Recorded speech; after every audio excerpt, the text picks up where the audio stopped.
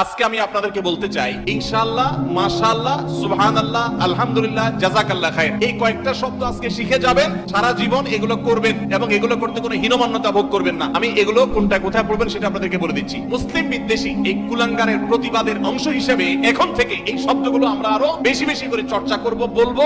এই উসিলায় আজকে আমরা এগুলো ভালো করে শিখি এবং অন্যদেরকে শেখাবো। ভবিষ্যতে যত কাজ করব কি বলবো ইনশাআল্লাহ, মনে থাকবে তো? আল্লাহর কোন নিয়ামত পাওয়ার পর, কোন সুসংবাদ পাওয়ার পর, কোন ভালো কাজ করার পর আল্লাহর প্রশংসা জ্ঞাপন করে বলবো আলহামদুলিল্লাহ। আর কোন কিছু দেখে আশ্চর্য হয়েছি, সাহস দিতে চাই, কাউকে উৎসাহ দিতে চাই, অনুপ্রেরণা দিতে চাই, তাহলে বলবো মাশাআল্লাহ। কোন কিছু দেখে যে আশ্চর্য হয়ে আল্লাহর পবিত্রতা জ্ঞাপন করতে চান তাহলে বলবেন সুবহানাল্লাহ। উপরে ওঠার সময় বলবেন আল্লাহু আকবার, সিঁড়ি দিয়ে যখন উপরে উঠবেন, নিচে যখন নামবেন তখন পড়বেন সুবহানাল্লাহ। এগুলো সুন্নাত। এটা পড়ার সময় নিয়ত করবেন আল্লাহ তুমি আমারে সওয়াব দিও, আর এই কুলাঙ্গারের গায়ে যেন আগুন জ্বলে। এই প্রত্যেকটা শব্দ উচ্চারণ করবেন, এদেরকে চপটাকাদের কাজ হবে। এরা নির্লজ্জ, এরা বেহায়া, ইহুদি এবং খ্রিস্টানদের দালাল।